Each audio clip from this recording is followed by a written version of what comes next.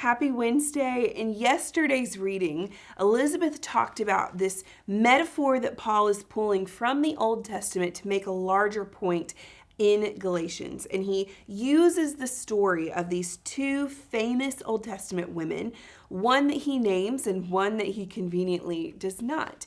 And for today's reading, we thought it would be helpful, one for context, but also because there's a really important subplot happening in this story. So we wanted you to go back and read at least a small portion of the original story back in Genesis 16. And I just want to highlight something for you that I find really interesting, but also I think is like the thing underneath the thing for almost all of what Paul is talking about in his letter to the Galatians. And I'll show you what I mean by that at the end. So we pick up this story in Genesis 16, and there are really three characters that we're going to be talking about. There is Sarah and Abraham. In this story, they're not renamed yet, so you'll hear me read Sarai and Abram. And this is like the founding family of Israel.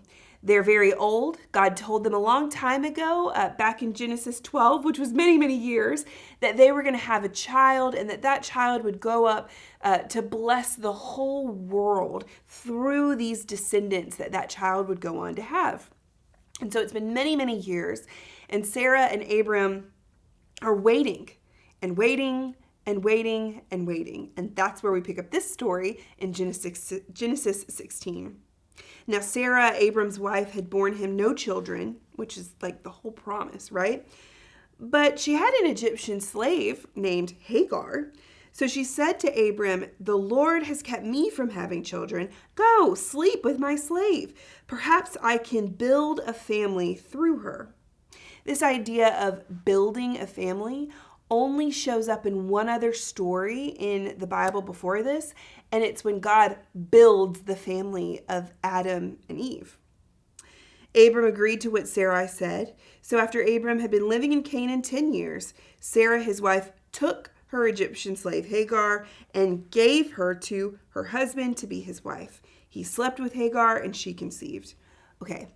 If you've been following along with our Bible studies for a while, or if you've ever taken a class with me, this language should be setting off alarm bells in your head. It's like the fire alarm is going off. This is a 10-alarm fire because this language shows up all over the Bible. Anytime you hear the same pattern of someone seeing something as desirable, taking it for themselves, and even giving some of it to someone else, you should be hearing Genesis 3, the fall story in the garden, all over again.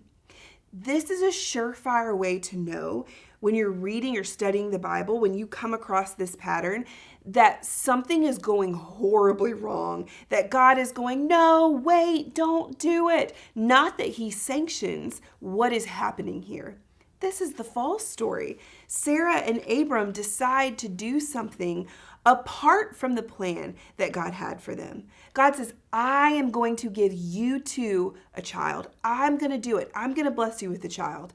And they wait and they wait and they wait, and eventually they grow tired of waiting. And so they take matters into their own hands. It's just like Eve. She sees that the fruit is desirable, so she takes some, gives it to her husband, and he eats. Can you see the same thing playing out here? Sarah sees something as desirable, not waiting on God's promise anymore. I'm going to do it myself. So I'm going to take this woman here. I mean, imagine, instead of a fruit, now we're talking about a human being that they're taking for themselves. She hands her over to her husband, and I mean, it's playful, but like he eats and she becomes pregnant. I mean, it's just, this pattern is all over this story. And it's meant to be for us a reminder of the human condition. All of what is wrong with the world stems from this same pattern. It all boils down to this, as they say. Humans are given a choice between a tree of life or a tree that leads to death. Your choice is, will you follow God's plan for your life and therefore follow the way of life? Will you allow God to be the one at the control wheel, guiding and directing you where to go, defining what's right, what's wrong, what's good and what's not good? Or will you do whatever is pleasing in your own eye? Will you decide to go your own way? You can still follow God and go your own way. Not well, but you can do it. We see Sarah and Abram do it here. And that way, we're told, leads to death. And in this story, it's just so obvious what happens after she does this and her female servant gets pregnant. Sarah, first of all, Hagar, the female servant, gets kind of haughty and she bites back at Sarah a little bit. And then Sarah bites back at her. And we're told later, Abram, who's supposed to be the man of God in charge here, what does he do? Your slave is in your hands, Sarah. Do with her whatever you think is best. Again, that phrase, when humans decide, when we decide to do whatever we think is best, it almost always leads to death. Not even just in the physical sense of someone dying, in the spiritual sense of discord and broken relationships and shattered dreams and pain and suffering. When we go our own way, we are walking the path of darkness, pain, and brokenness. And we see that all over this story. So why does Paul pick this story to draw from? Well, he definitely is making a case for something larger that Elizabeth talked about yesterday, but I want to add to that too. If we go back to chapter 2, what Paul tells us that we have to do, what he tells these original readers that they have to do in chapter 2, verse 20, I have been crucified with Christ. It is no longer I who live, but Christ who lives in me. And the life I now live in the flesh, I live by faith in the Son of God, who loved me and gave himself for me. Like ding, ding, ding, ding, ding. If I could boil all of Galatians down to one point so far in what we've read, it would be this. We have to die to our own way of doing things. We have to die to what's pleasing in our own eye, to letting that be what governs our life. And we have to pick up our cross and follow Jesus.